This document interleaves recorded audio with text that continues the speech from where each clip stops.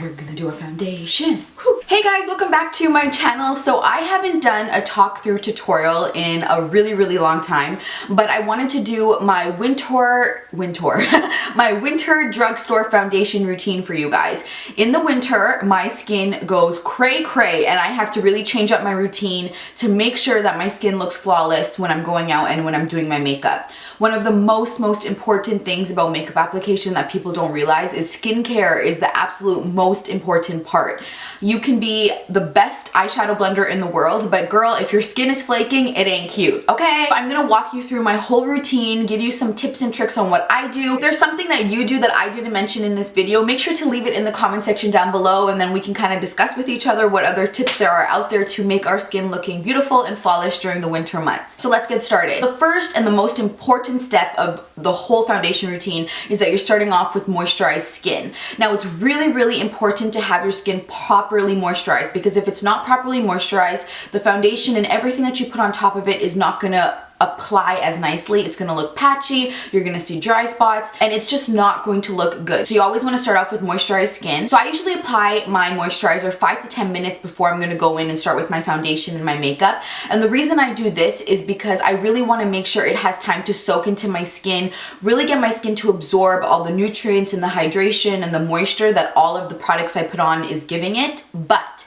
you don't want to wait too long, because if you wait too long, it's not going to be as effective. If you go too soon, your makeup is going to kind of slip and slide everywhere and it's not going to stay put because all the product that you put onto your skin hasn't had time to really absorb. So I would say at least a minimum of 5 minutes, and I would say maximum 25 minutes. You want to go from when you apply your moisturizer to when you start your makeup application. So I do have my skin already moisturized, and I did use a bunch of products to moisturize my skin after I washed my face this morning. Now I'm not going to show you guys what I did in terms of moisturizing my face today, but it will be in my winter skincare routine that's going to be out very shortly. For those of you who are very curious to know what products I use though, I did go in with a toner, and then I went in with an essence and a serum, and then I went in with an eye cream, and then I went in with a moisturizer. And I know it seems like a lot, but I will explain everything in my winter skincare routine, and I promise it will make perfect sense. The next really important step is a primer. Now, if you guys watch my videos, you know that I'm not always using a primer. In fact, it's very rare that you'll see me use a primer. I find that for my skin, I don't necessarily need one. I think for a lot of people it makes a big difference, but because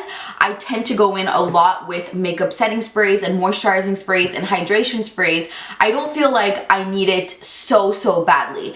But I do notice that when I am going out and I want to kind of protect my skin and give it that extra hydration, I do like to go in with a primer. Some of the primers I use if I'm ever going out and I want to add like a really nice barrier to my skin is I really like the Benefit Professional, just because I do sometimes have enlarged pores in my T-zone area. I like using the Laura Mercier Radiance Bronze Primer because when the winter time comes and I look really pale. Side note, I know a lot of people say you're brown, how can you look pale? Girl, I can look pale too, okay?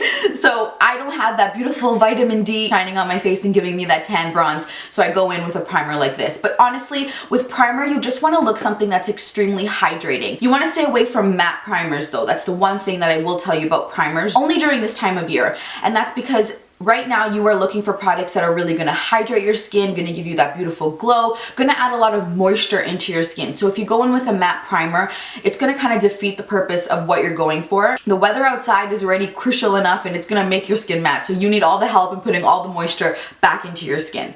So for today's video, I'm going to go in with the Benefit Professional. And I'm just going to take a little bit and place it in the areas that I need it. So I'm just going to focus it on my T-zone, down the bridge of my nose, and then just kind of around my chin, so really just my T-zone. And then whatever's left, I'm just going to place across my face. So I'm just starting from the center of the face and just kind of blurring it out towards the edges.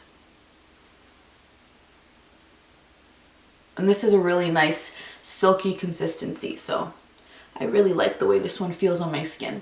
Okay, so now that primer is done, you can go in with foundation. So while I'm giving that about like a few seconds to a minute to really absorb into my skin, one thing that I do want to mention is there's a few different ways that you can apply your foundation. So I'm going to show you all the absolute steps. I might end up looking like a grease ball because you don't need to do all of these steps, but I want to show you guys the many different ways that you can apply foundation during the winter time so that you can pick and choose which steps you want to use and put into your winter foundation routine. One of the first things that I love doing is I love spraying my face with the hydration spray before I even go in with my foundation. I just feel like it gets my skin ready. It kind of acts like another primer and it just adds a lot of moisture to the skin. It also makes the foundation blend a lot easier because it has another level of moisture to work into. Some of my favorite hydration sprays are the MAC Fix Plus. MAC also has another one called, I think it's called the Hydrating Charge Water, and my sister has that, and I actually have done her makeup a few times and I've used that on her.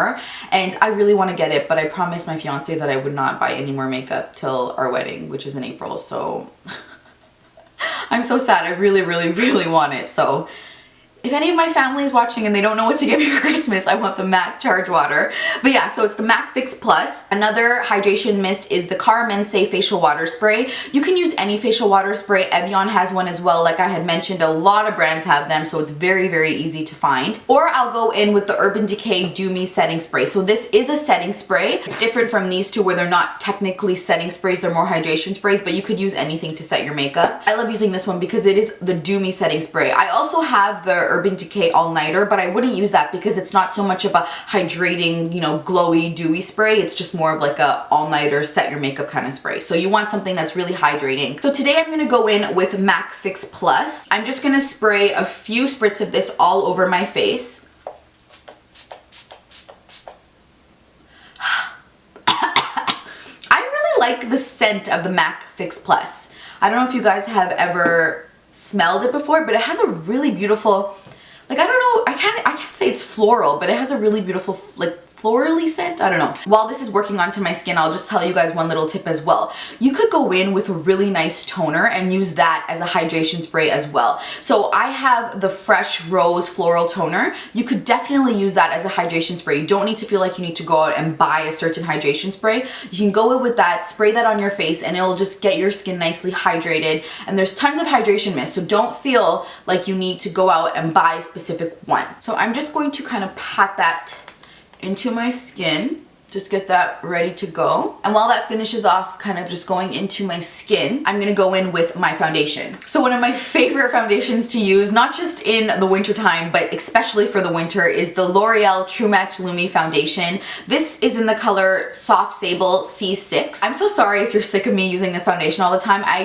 literally use it all the time. I think almost all of my tutorials I've been using this lately, and I kind of have to remind myself that there's other foundations that you guys might want to see and I should be using other foundations. But just so you know as well, I do have the matte version, and I love wearing the matte version, but I don't wear it during the winter time, and in that one I'm N7. I do have a first impression on both of these foundations that I'll link in the description box down below if you guys want to check that out after this video. The main reason that I love using this foundation is it's a great foundation, but also because it has that luminosity that you're looking for in a foundation during the winter season. So what I like to do is I like to go and apply this with a damp beauty blender. Now the reason why a beauty blender is so great for when you're applying foundation during the winter season is because it is damp. It kind of helps if you have any dry patches. So I know you're thinking, you just put on like so much moisturizer and you put on a hydrating spray. How could you have, you know, dead skin or dry skin? But it is possible, and if you are not properly taking care of your skin throughout the whole winter season, there could be patches on your face that are extremely dry. Going in with a damp beauty blender versus like a dry brush is really going to help the foundation apply onto your face and glide along and just look so beautiful and blended and flawless. Keeping that in mind, I also do go in with a brush sometimes, and you guys have probably seen me do this a lot of times. This is the e.l.f. powder brush, the only brush I really love for foundation, like I'm obsessed with. I use this basically all the time. And if I am going in with a brush like this, what I'll do first is I'll take a hydrating spray, so all of the three that I just showed you would work just fine, and I spray the brush first, and what that does is it gets the brush ready to apply my foundation. So if I'm going in with a beauty blender, I don't feel like I necessarily have to spray it first because it's already damp, but definitely if I go in with a brush, I will not only spray my face, but I'll also spray the brush as well. And sometimes what will happen is when you're applying the foundation, the brush can kind of dry out because because, you know, the hydrating mist is kind of evaporated or it's been used up on your face. And then I'll go in with more spritz throughout my makeup application while I'm doing my foundation. I've shown that technique in many tutorials, so you guys can check out some of my past tutorials and I'll show you that I'm rehydrating the brush as I'm applying my makeup. But today I'm going to show you my favorite way for keeping moisture in your face, which is using the damp beauty blender. Now, another tip for you guys, whether using the beauty blender or the brush, is to apply some oil to your foundation. Now, you can go out and get an expensive oil at Sephora. They can be really expensive. I have the Alginist microalgae oil from Sephora, and it's $90, and it's crazy expensive. So I don't use that when I'm applying my makeup. I just use that for when I'm applying my skincare. The one I like to use for when I'm actually applying my makeup is the Now Solutions almond oil. This basically just gives you this really moisturized, healthy looking skin. Now, you can also use coconut oil if you wanted to. You can use avocado oil. You can use jojoba oil. There's a lot of tons of oils that you can use, and I really want to do a video on how you can use the different oils in your makeup and skincare routine because they really change your life. A company like Now Solutions, it's vegan, it's cold pressed, it's everything you want in an oil, but it is not crazy expensive. And that's the main important part. You don't need to be spending so much money. You can still have beautiful, healthy skin and still be affordable. And that's why I really want to do a video where I'm showing you guys the more affordable brands that I use, because I know sometimes I shop a lot at Sephora. So what I like to do is I like to take a little bit of the foundation and a little bit of the oil and mix that on the back of my hand to make kind of like this foundation cocktail before it goes onto my skin. Now, what this is going to do, and you guys might think, well, why would you apply oil if you applied all that other stuff? First off, not only is the oil going to help your foundation last, so it is going to shear it out a bit. So if you are looking for more coverage, you might want to put more foundation than oil. So one thing, it's going to give longevity to your foundation because it's going to spread it out more, so it's going to make it last longer. Another thing is that, once again, it's just going to help with the moisture. It's going to help promote just beautiful, healthy, glowy looking skin. And you're just literally, as you guys saw, I just put a drop of the oil. I did not go crazy with the oil. I already have so much moisture on my skin. This is really just to help seal everything in and get that final bit of moisture. And the reason I say this is because after this, I'm gonna go in with powders, and that's gonna start to take away some of the moisture and some of the glow on my skin. So I really wanna put as much into it before I go in with the powders as I possibly can. So what I'm gonna do now is I'm just gonna mix everything together. And as you can see, it spreads so easily with the oil. And I'm just going to, whatever's left on my finger, I'm just going to start dabbing it onto my skin. Once everything that's on my finger is gone, I'll go in with the beauty blender and I'll start to pick that up and dab the rest onto my skin. Now, when you're using the beauty blender, besides making sure that it's damp, one thing that you want to do is pat it. You don't want to swipe. That's going to defeat the purpose totally. You just want to pat it all over. When you have healthy looking skin, you honestly don't need a lot of foundation. Like, I just did one pump, and with the oil, it's just working, and it is gliding on, and it's working. So this is how it looks after I apply the foundation. And one thing that I want to mention is, I don't know if you can properly see it on the screen, but my skin does not look oily or greasy at all. Like, it honestly just looks really plump and really hydrated. It doesn't look like it's a grease ball, even though we went through all those steps, even though we applied all those moisturizers and hydrating sprays. It honestly feels just really soft and subtle, and it does not look greasy at all in person. Usually when I'm applying my makeup, once I get to this step of my foundation routine, I go in like with my concealer and my bronzer, so I don't actually set my whole face. But today, because I'm not going to be doing the whole contour and highlight routine, I'm just going to set my face, and I'm going to use a powder that's not a mattifying powder. That's one thing that you want to remember. So if you are deciding that you are not going to go in and you're not going to do like a highlight and contour like I am, or you're just going to go in with powder, you do want to add like a really nice setting powder to just make sure everything kind of just melts together and blends nicely. So one of my favorite powders that's not a mattifying powder for the skin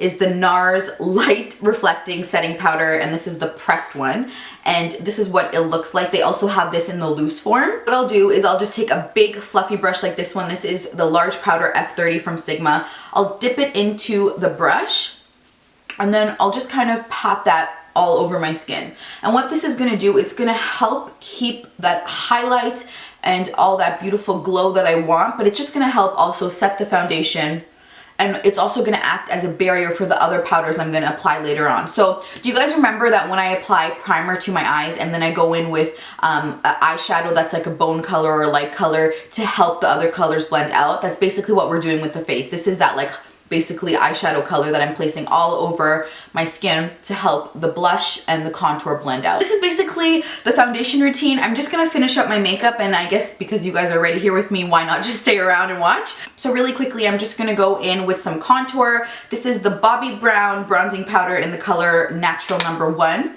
And I'm using Mint Brush number 46 to apply this contour to my cheeks.